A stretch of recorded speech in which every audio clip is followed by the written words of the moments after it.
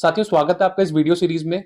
मेरा नाम है विनीत और मैं इस वीडियो सीरीज के माध्यम से बात कर रहा हूं कि इंफॉर्मेशन टेक्नोलॉजी का यूज करके भारत की न्यायिक व्यवस्था के अंदर सुधार कैसे लाया जा सकता है, कोर्ट केसेस की पेंडेंसी को कैसे कम किया जा सकता है, डिस्प्यूट रेजोल्यूशन टाइम को कैसे कम किया जा सकता है और इन्वेस्टिगेशन की प्रक्रिया को और कैसे ट्रांसपेरेंट बनाया जा सकता है, लूप होल्स को कैसे कम किया जा सकता है।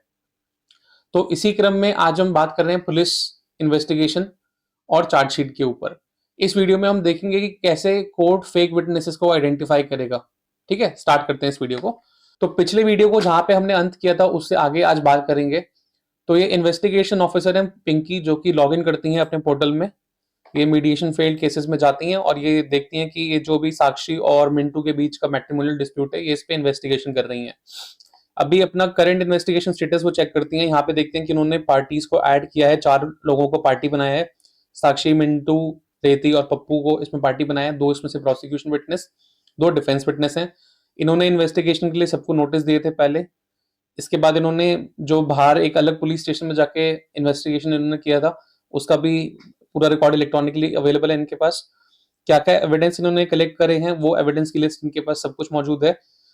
यहाँ तक कि जो कंप्लेनेंट और अक्यूज्ड हैं, दोनों ने अपनी ऑनलाइन स्टेटमेंट इसमें सबमिट करी हुई है, वो भी वो देख सकती हैं। तो ये फर्दर प्रोसीड करती हैं इन्वेस्टिगेशन के अंदर। इन्वेस्टिगेशन के इसी क्रम में जो कंप्लेनेंट है वो इनको कहती है कि मैं 3 और लोगों को इस केस में अपनी तरफ से गवाह बना देना चाहती हूँ। ठीक है, तो पुलिस क्या करती है, उसको इलेक्ट्रॉनिकली ऐड करती है। तो होगा क्या कि पुलिस जिस टाइम ऐड कर रही है, रियल टाइम इंफॉर्मेशन इसके अंदर अपडेट करेगी और इनका रोल प्रोसिक्यूशन विटनेस रहेगा और इनका आधार नंबर ये ऐड कर देती हैं और प्रोसिक्यूशन विटनेस 3, उसके बाद 5.jpg इनका फोटोग्राफ हो जाता है और ये जिस लोकेशन पे इन्होंने किया, ये पार्टी ऐड कर दी इन्होंने, उसको भी as a prosecution witness police add करती है। ठीक है, एज अ प्रोसिक्यूशन विटनेस 4 और इनकी फोटो 6.jpg, लोकेशन जिस लोकेशन से इनको ऐड किया वो भी यहाँ पे इंफॉर्मेशन ऐड हो गई और ये तीसरा विटनेस भी पुलिस की तरफ से इस केस में ऐड कर दिया जाता है। ठीक है, इनका नाम है, इनका रोल हो गया प्रोसिक्यूशन विटनेस 5 और इनकी इमेज हो गई 7.jpg, लोकेशन ऐड कर दी। इन पार्टीज को ऐड करने के बाद पुलिस इनको 41A का नोटिस इशू करती है। ठीक है, तो वो अपने पोर्टल पे जाएंगी और ये जो लास्ट के 3 इन्वेस्टिगेशन के लिए ऐड हुए हैं विटनेसेस, इनको बुलाती हैं और concern police station issue notice कर देती हैं। सिमिलरली ये जो अदर 2 विटनेसेस हैं प्रोसिक्यूशन के, उनको भी बुलाती हैं थाने के अंदर इन्वेस्टिगेशन करने के लिए। अब क्या होता है, इनसे भी इनकी 161 की ऑनलाइन स्टेटमेंट पुलिस रिक्वेस्ट कर लेती है कि तुम अपना ऑनलाइन स्टेटमेंट भी हमारे को सबमिट कर दो कि तुम्हारा क्या कहना है इस केस के अंदर। पुलिस सेम काम बाकी 2 जो प्रोसिक्यूशन विटनेस अभी ऐड करे थे उनके लिए भी कर देती हैं। फर्दर इन्वेस्टिगेशन में पुलिस इनसे भी कुछ एविडेंस कलेक्ट करती है और यहाँ पे इलेक्ट्रॉनिकली उसका अपडेट आता है। तो पहला जो इन्होंने टीटू शर्मा को ऐड किया था एज अ प्रोसिक्यूशन विटनेस, उनसे कलेक्ट एविडेंस करती हैं और किस टाइम कर रही है वो इन्फॉर्मेशन यहाँ पे पुलिस ऐड कर देगी। और एज अ स्टेट वो कहते हैं कि हमारे पास स्टेटमेंट ही है और ये अपनी स्टेटमेंट देते हैं आई सपोर्ट कंप्लेनेंट्स वर्जन, ऐसे कुछ करके बोल देते हैं। ठीक है, और ये एज एविडेंस सबमिट कर देती है पुलिस इनको। सिमिलरली बाकी जो 2 विटनेसेस ऐड करें, पुलिस सेम चीज उनसे भी उनकी स्टेटमेंट को यहाँ पे रिकॉर्ड करती है, आई सपोर्ट कंप्लेनेंट्स वर्जन, और जिस लोकेशन पे ये उन्होंने गवाही दी है वो लोकेशन की रियल टाइम लोकेशन इसमें ऐड हो जाएगी। सिमिलरली तीसरा जो फ्रेशली एडेड प्रोसिक्यूशन विटनेस है वो भी अपनी सेम स्टेटमेंट देते हैं आई सपोर्ट कंप्लेनेंट्स वर्जन करके, और ये पुलिस यहाँ पे रिकॉर्ड कर लेती है। ठीक है, अब पुलिस को लगता है कि इन्वेस्टिगेशन कंप्लीट हो गई है और अब चार्जशीट फाइल करते हैं। तो इलेक्ट्रॉनिकली पुलिस चार्जशीट कैसे फाइल करेगी वो मैं आपको दिखाता हूँ। पुलिस क्या करेगी, मार्क इन्वेस्टिगेशन कंप्लीटेड के ऊपर क्लिक करेगी और यहाँ final report type closure report या चार्जशीट। क्लोजर रिपोर्ट का मतलब होता है कि इन्वेस्टिगेशन करी पुलिस ने और पुलिस को कुछ लगता नहीं है कि कुछ ऐसा खास मटेरियल है जिसके बेसिस पे इस केस को चलाना चाहिए, तो पुलिस क्लोजर रिपोर्ट फाइल करती है। अगर पुलिस को लगता है कि उनकी ओपिनियन में जो कंप्लेनेंट ने कंप्लेंट दी थी वो सही है और there are collaborative evidence as well, तो पुलिस क्या करती है, चार्जशीट फाइल करती है। पुलिस ने अपनी चार्जशीट फाइल करी, date and time and final report is being submitted, तो वो अपना डेट सिलेक्ट कर लेती है, टाइम सिलेक्ट कर लेती है, और पुलिस यहाँ पे अपना कमेंट लिख देती है कि according to me we have sufficient evidence to proceed with this case करके सबमिट फाइनल रिपोर्ट पुलिस कर देती है। अब जब पुलिस ने फाइनल रिपोर्ट यहाँ पे सबमिट कर दी, तो पुलिस का काम यहाँ पे हो जाता है खत्म। अभी देखते हैं कि फिलहाल की स्थिति में जब चार्जशीट सबमिट हो चुकी है, तो अक्यूज को और कंप्लेनेंट को अपने सिस्टम में क्या व्यू दिख रहा है। वो अपने नेशनल बैकग्राउंड वेरिफिकेशन पोर्टल पे जाते हैं, और अभी हमने अक्यूज को लॉगिन करवाया है, अक्यूज ट्रैक केस स्टेटस करते हैं, और यहाँ पर देखते हैं कि अभी कोर्ट रिकॉर्ड अभी तो कुछ नहीं है इनके पास, यानी कि अभी तक कुछ इसके ऊपर एक्शन नहीं हुआ है। और अपने समन्स के अंदर भी देखते हैं तो कोई कोर्ट से उनको कोई फ्रेश समन्स नहीं है। ठीक है, सिमिलरली जो कंप्लेनेंट है साक्षी, वो भी लॉगिन करती है और नेशनल बैकग्राउंड वेरिफिकेशन पोर्टल में जाती है, ट्रैक केस स्टेटस करती है, और अभी भी उनको कोई कोर्ट रिकॉर्ड नहीं दिख रहा है, यानी कि इनके पास अभी कोर्ट से संबंधित कोई सूचना इनके पास नहीं आई है। ठीक है, अब क्योंकि चार्जशीट जब पुलिस सबमिट करती है वो कोर्ट के अंदर करती है, तो अब काम आता है कोर्ट का। अब हम एक कोई सपोज करते हैं कि कोर्ट में जज हैं रमेश नाम के, ये कोर्ट में लॉगिन करते हैं, अनअसाइंड फ्रेश चार्जशीट के ऊपर ये क्लिक करेंगे, तो ये देखते हैं कि यहाँ पे state Delhi district central Delhi police station संसद मार्ग FIR नंबर 01/2026 और डेट ऑफ सबमिशन यानी कि 20/2/2026 7:41 पे। अभी केस नंबर इसमें असाइन नहीं हुआ है, यहाँ से कोर्ट क्या करता है, केस नंबर जनरेट कर देते हैं, तो यहाँ पे इनको केस नंबर मिल जाता है। ठीक है, और ये सपोज करो ये रमेश जज को ही असाइन हो जाती है, तो असाइन जज करके यहाँ पे ऑप्शन आ गया, अब कोई भी चार्जशीट अनअसाइन नहीं है। ठीक है, अब क्योंकि जब इनको केस असाइन हो गया, तो इन्होंने क्या करना है, चार्जशीट को देखना है और उसके ऊपर इन्होंने डिसाइड करना है कि मेरे को कॉग्निजेंस उस चार्जशीट का लेना है कि नहीं लेना। ठीक है, एज पर प्रोसेस ये देखते हैं, ये केस नंबर है अभी पेंडिंग कॉग्निजेंस केसेस फॉर जज रमेश, और ये जस्टिस यहाँ पे आके क्या करते हैं, अपना व्यू चार्जशीट पे एक्शन क्लिक करते हैं। अब यहाँ पे उनको हर चीज दिख जाएगी इलेक्ट्रॉनिकली कि इस केस में कौन कौन पार्टी है, तो वो देख लेंगे यहाँ पे कितनी पार्टी पुलिस ने बनाई है और इनके रोल्स क्या हैं। वो देखते हैं prosecution witness 1, defence witness 1, prosecution witness 2, defence witness 2, prosecution witness 3, 4, 5। ठीक है, और उनकी सारी इंफॉर्मेशन यहाँ पे अवेलेबल है, उनकी ईमेल आईडी से लेकर उनके नाम नंबर सब कुछ। सिमिलरली वो देखते हैं कि इस चार्जशीट के अंदर फाइल करने से पहले किस किस को पुलिस ने नोटिस देके इन्वेस्टिगेशन के लिए बुलाया था, तो वो इलेक्ट्रॉनिकली और किस टाइम उनको अपीयर करने के लिए बुलाया गया था और किस टाइम ये नोटिस इशू हुआ था, वो सारी चीजें इनको इस नोटिस इशूड फॉर इन्वेस्टिगेशन में दिख जाएंगी। सिमिलरली वो इलेक्ट्रॉनिकली देख पाएंगे कि किस किस लोकेशन में पुलिस गई है इस मैटर को इन्वेस्टिगेट करने के लिए, तो वो भी सारी इन्फॉर्मेशन यहाँ पे उनको दिख जाएगी। क्या क्या एविडेंस उन्होंने कलेक्ट किया, कि किसी ने डॉक्यूमेंट दिया, किसी ने डिजिटल टाइप का एविडेंस दिया, किसी ने स्टेटमेंट दी, वो सारी चीजें और क्या स्टेटमेंट दी, हर चीज उनको यहाँ पे भी एक प्राइमरीली दिख जाएगा कि क्या क्या डेटा है जिसके बेसिस पे पुलिस ने इस चार्जशीट को फाइल किया है। सिमिलरली किस किस अक्यूज्ड ने या विटनेस ने या फिर कंप्लेनेंट ने अपनी क्या ऑनलाइन स्टेटमेंट दी, वो भी यहाँ पर उनको दिख जाएगी। और उसके बाद इन्वेस्टिगेशन ऑफिसर ने जब चार्जशीट सबमिट करी है, तो अपना क्या इन्होंने अपना कमेंट लिखा है, तो जैसे अभी लिखा था आईओ ने कि according to me we have sufficient evidence to proceed with this case, तो अब इन्होंने हर चीज देख ली, ओवरव्यू कोर्ट ने ले लिया। अब इलेक्ट्रॉनिकली जब ये चार्जशीट इनके पास आ गई है, तो अब इनके पास दो ऑप्शन है कि कॉग्निजेंस लेना है, यानी कॉग्निजेंस टेकन और कॉग्निजेंस डिनाइड। कॉग्निजेंस टेकन पे कोर्ट क्लिक करती है, कोर्ट क्या करती है, कोर्ट यहाँ पे कॉग्निजेंस लेती है, किस डेट को कॉग्निजेंस लिया वो यहाँ पे इनपुट करते हैं, किस डेट को फर्स्ट टाइम अपीयरेंस होगी इस केस में वो यहाँ पे होती है, और यहाँ पे प्लीज अटेंड द हियरिंग करके सपोज करो वो अपना कॉग्निजेंस ले लेते हैं और यहाँ पे ये सबमिट इन्फॉर्मेशन कर देते हैं। ठीक है, तो अब कोर्ट ने क्या किया, कोर्ट ने कॉग्निजेंस ले लिया। ठीक है, कोर्ट ने कॉग्निजेंस लिया, तो अब क्या होगा कि इसकी हियरिंग होगी। अब देखते हैं कि पार्टीज को अपने नेशनल बैकग्राउंड वेरिफिकेशन पोर्टल पर क्या दिखता है। मिंटू यहाँ पे जाता है, मिंटू लॉगिन करता है अपने पोर्टल पे, नेशनल बैकग्राउंड वेरिफिकेशन पोर्टल पे देखता है और ट्रैक केस स्टेटस पे क्लिक करता है, तो इसको दिख जाएगा कि देखो यहाँ पे your court record as respondent. तो मिंटू देख सकता है कि अब जो केस इसके ऊपर FIR हुई थी उसके अंदर केस नंबर कोर्ट में क्या रजिस्टर हुआ है। ठीक है, और डेट ऑफ हियरिंग क्या है, 20/2/2026 है, स्टेटस क्या है, cognizance taken, next date of hearing अभी भी 20/2/2026 है, orders please attend the hearing, यानी कोर्ट का आदेश है कि भैया इस हियरिंग को आके आप अटेंड करो। और मेन बात क्या है कि जैसे कोर्ट ने कॉग्निजेंस लिया, इंस्टेंटली इनको व्यू चार्जशीट करने का ऑप्शन इनके पास यहाँ पे आ गया। अब क्या मिंटू को वेट नहीं करना पड़ेगा कि कोर्ट ने कभी कॉग्निजेंस लिया तो वो ट्रैक करे, कितना टाइम ट्रैक करे, किस किस को अप्रोच करके पूछे कि भैया मेरे केस का क्या हुआ, मेरी एफआईआर का क्या स्टेटस है। अब इस इलेक्ट्रॉनिक चार्जशीट का फायदा क्या हुआ कि जैसे ही कोर्ट ने कॉग्निजेंस लिया, इंस्टेंटली मिंटू को अपनी चार्जशीट अपने सिस्टम पे दिखाई दे जाएगी कि पुलिस ने क्या सबमिट किया उसके अगेंस्ट में।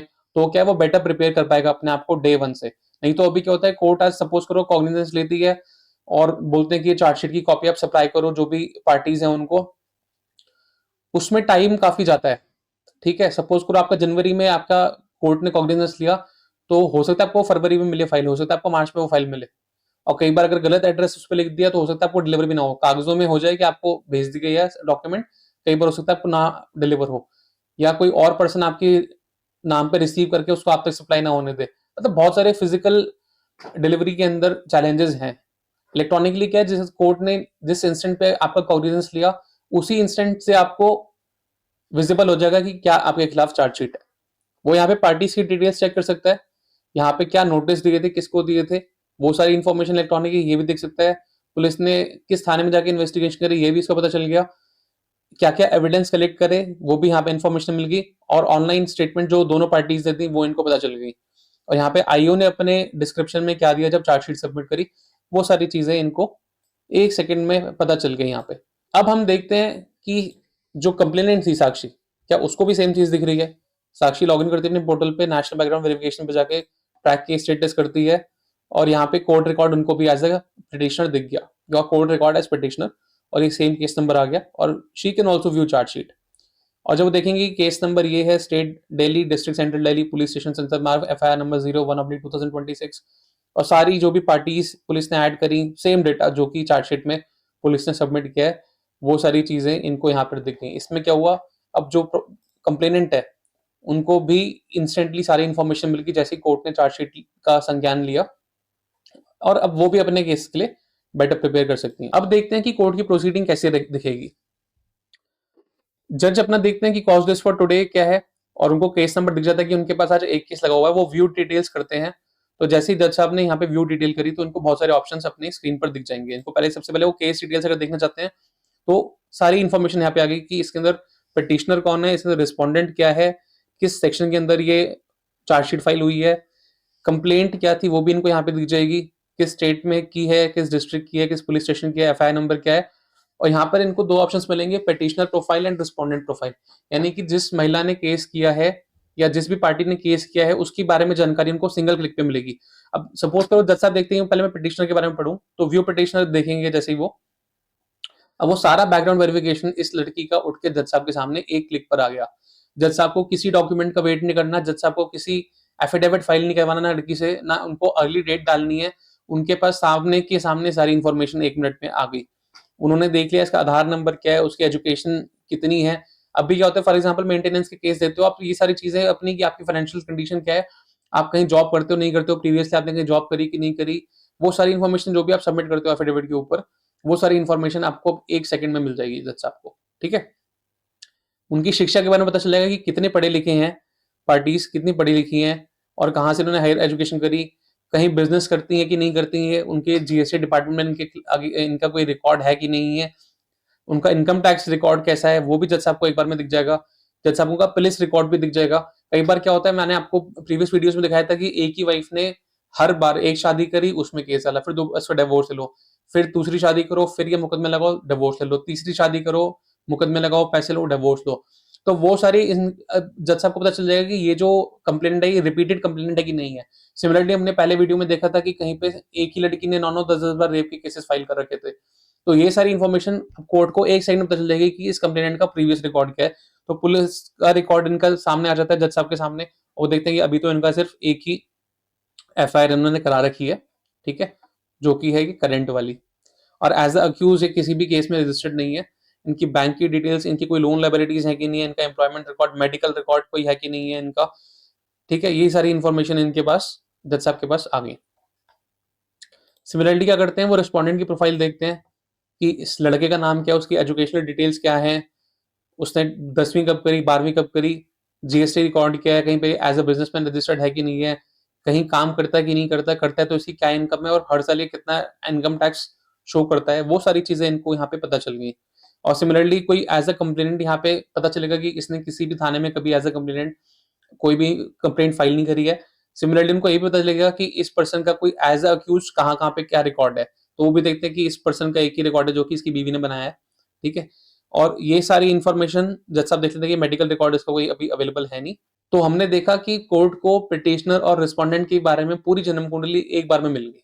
ठीक है, अब क्या होता है, क्योंकि मैट्रिमोनियल डिस्प्यूट है तो वो देखते हैं कि भाई इसमें स्त्रीधन क्या क्या इसको दिया लिया गया था, क्या इसने कस्टडी दी थी, क्या नहीं इसको वापस मिला।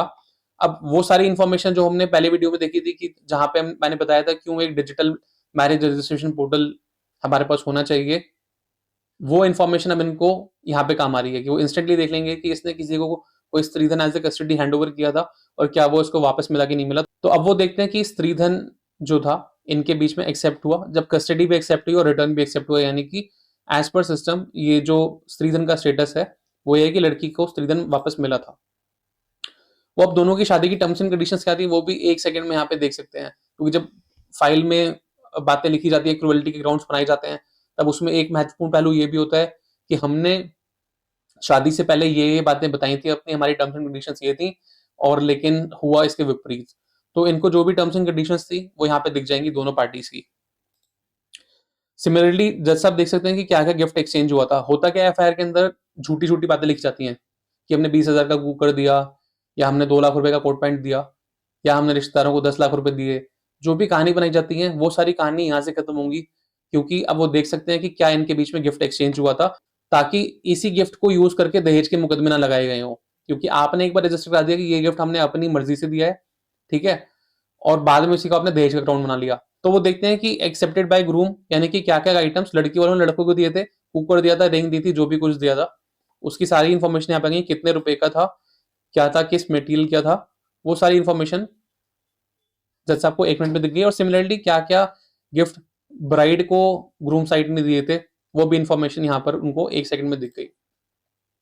और इसका महत्व ये है कि इन्हीं गिफ्ट को यूज करके बाद में दहेज के मुकदमे लगाए जाते हैं। आपने जो लड़की को दिया, यानी कि लड़के ने जो लड़की को दिया वो बन गया स्त्रीधन, और जो लड़की ने लड़के वालों को दिया वो बन गया दहेज। आपने जो दिया वो बन गई लड़की की प्रॉपर्टी, और जो लड़की वाले ने आपको दिया वो बन गया आपके गले की फांस। ठीक है, यानी कि दहेज का मुकदमा आपके लिए बन गया। तो ये चीज यहाँ से बैलेंस होगी। अब बेनिफिट क्या हुआ कि इस लिस्ट को देख के ये चीज क्लियर हो जाएगी कि ये जो गिफ्ट एक्सचेंज हुआ था ये was not dowry, it was just a gift exchange, ताकि इन्हीं आर्टिकल्स के ऊपर फिर दहेज के मुकदमे ना लगाए जाए। अब जज साहब ये भी देख सकते हैं कि इन पार्टीज के बीच में प्रीनप्शुअल अग्रीमेंट क्या था। ठीक है, तो जो वाइफ ने बोला था कि if he treats me with cruelty I shall be given 50% of his assets, और स्टेटस था एक्सेप्टेड, कि लड़के ने एक्सेप्ट किया था अगर मैं क्रुएल्टी करूंगा तो मेरे 50% एसेट लड़की को दे देना। और लड़के ने क्या बोला था कि even a single instance of adultery shall be sufficient to disentitle you from maintenance, और लड़की ने इस चीज को एक्सेप्ट किया था कि अगर मैं एक भी बार एडल्टरी करती हूँ तो मेरे को मेंटेनेंस ना दी जाए। तो जज साहब को यहाँ से इंटेंशन क्लियर हो गया कि दोनों पार्टी के क्या क्या इंटेंशन थे, क्या टर्म्स एंड कंडीशंस थी, क्या गिफ्ट एक्सचेंज हुए थे। अब यहाँ पे साइकोलॉजी को देखने के लिए दो उनके क्वेश्चन आंसर्स जो एक्सचेंज हुए थे वो भी यहाँ पर रिकॉर्ड ऑनरेबल कोर्ट के सामने 1 मिनट में आ गया, देखो है। ठीक है, तो ये हमने देखा कि एक इलेक्ट्रॉनिक तरीके से सब कुछ सिस्टमैटिकली टाइम टू टाइम हमने रिकॉर्ड रखने से हमारे को क्या क्या फायदे मिले। अब मैं आपको दिखाता हूँ कि जो हमने सभी विटनेसेस को, सभी पिटिशनर को, रिस्पोंडेंट को, सबको हमने जो आधार से लिंक किया था उसका बेनिफिट अब क्या हुआ। तो जब कोर्ट पार्टी डिटेल्स यहाँ पे देखेंगे, ठीक है, तो हर व्यक्ति की प्रोफाइल को चेक कर सकते हैं। जैसे उन्होंने अभी बाहर हमने देखा था कि पिटिशनर के बारे में चेक किया था, उन्होंने रिस्पोंडेंट के बारे में चेक किया था कि उनकी क्या प्रोफाइल है। सिमिलरली जो भी विटनेसेस की प्रोफाइल है कोर्ट यहाँ पे सिंगल क्लिक करके एक बार देख सकते हैं। सपोज करो ये प्रोसिक्यूशन विटनेस नंबर 2 PW2 को चेक करते हैं उसकी प्रोफाइल, और उसके अंदर देखते हैं कि कहीं ये ऑलरेडी किसी और केस में तो गवाह नहीं है, तो इसको दिख गया कि यहाँ पे ये एज कंप्लेनेंट कहीं पे भी नहीं है, एज अक्यूज कहीं पर भी नहीं है, और एज प्रोसिक्यूशन विटनेस वो खाली इसी केस में रजिस्टर्ड है। ठीक है, सिमिलरली वो चेक करते हैं PW3 के बारे में कि इसकी क्या ऑथेंटिसिटी है। वो नीचे आते हैं, अपना स्क्रॉल डाउन, और कोर्ट देखते हैं कि पुलिस रिकॉर्ड में एज कंप्लेनेंट ये कहीं पे भी नहीं है, एज अक्यूज कहीं पे नहीं है, लेकिन ये प्रोसिक्यूशन विटनेस, ये तो 3 केसेस में प्रोसिक्यूशन विटनेस बना हुआ है। तो जज साहब को एक बार में पता चल गया कि ये पर्सन जो है, ये देखो 10/2025 में भी ये बना हुआ है प्रोसिक्यूशन विटनेस, ये 40/2024 के अंदर भी सेम थाने की एफआईआर में प्रोसिक्यूशन विटनेस है और ये 1/2026 के अंदर भी प्रोसिक्यूशन विटनेस है। यानी कि जज साहब ने पकड़ लिया कि एक ही आदमी बार-बार अलग-अलग केसेस के अंदर गवाही कैसे दे रहा है। तो ये बहुत बड़ा जो रैकेट होता है जहाँ पे आप पेड विटनेस को प्रोड्यूस करते हैं या आप किसी एक पर्सन को बना के रखते हो कि तू तो फिक्स विटनेस है, देखो तो जहां मन करेंगे वहां लगा देंगे। तो ये जज साहब ने पहली ही डेट पे पकड़ लिया। कोर्ट के सामने पहली बार में प्रोफाइल क्लियर हो गई कि ये जो विटनेस है ये तो फर्जी विटनेस लग रहा है कि हर जगह जाके गवाही दे रहा है। वो PW4 को चेक करते हैं, PW4 का भी सारा रिकॉर्ड उनके सामने आता है और वो देखते हैं कि प्रोसिक्यूशन विटनेस खाली ये एक ही जगह पे बना हुआ है तो इसका चलेगा, ठीक है। लेकिन वो देखते हैं कि ये तो इस लड़की ने तो 2 जगह कंप्लेंट कर रखी है पहले ऑलरेडी। जो 10/2025 और 40/2024 की एफआईआर है सेम थाने की, उसमें इसने सेम धाराओं के अंदर 2 लोगों के ऊपर मुकदमा कर रखा है। तो यहाँ पर भी ये थोड़ा-सा डाउटफुल वो हो सकते हैं, इनकी क्रेडिबिलिटी को लेकर हो सकते हैं। ज़रूरी नहीं कि वो इनकी गवाही को हटा ही दें, लेकिन एक इन्फॉर्मेशन यहाँ पर एक बार में पता चल गई कि ये सेम लड़की जो है, ये 2 जगह एफआईआर करा चुकी है। सिमिलरली वो प्रोसिक्यूशन विटनेस नंबर 5 की प्रोफाइल देखते हैं, उसके अंदर देखते हैं नीचे स्क्रॉल डाउन करके कि इसका क्या रिकॉर्ड है, तो यहाँ पे पता चलता है कि ये भी 2 अन्य एफआईआर यानी 10/2025 और 40/2024 जो कि प्रोसिक्यूशन विटनेस 4 ने करा रखी है, उसमें ये भी गवाही दे रहा है। तो कोर्ट यहाँ पे सस्पिशियस हो सकती है इनकी क्रेडिबिलिटी को लेकर के और इस तरीके से कोर्ट विटनेसेस की क्रेडिबिलिटी को लेकर थोड़ी सी सचेत हो सकती है, ठीक है। नहीं तो क्या होता है कि एक ही पर्सन जा जाके कहीं जगह गवाहियां दे रहा है, कुछ पता ही नहीं चल रहा है कि कितने केस में, एक में जाके मध्य प्रदेश में गवाही दे रहा है, अगले में उत्तर प्रदेश में दे रहा है, अगले में दिल्ली में दे रहा है, एक अन्य केस में पंजाब में दे रहा है, तो कुछ पता ही नहीं चलेगा। अगर हमने आधार नंबर एफआईआर के साथ में लिंक कर दिया, उनके रोल को लिंक कर दिया, कहाँ पे विटनेस है, कहाँ पे कंप्लेनेंट है, कहाँ पे ये अक्यूज है, तो ये चीजें एक बार में पहली डेट में क्लियर हो जाएंगी कोर्ट को कि ये पर्सन घूम घूम के कहां कहां गवाही दे रहा है और इस तरह से हम लोग फेक विटनेसेस को सिस्टम में से एलिमिनेट कर सकते हैं।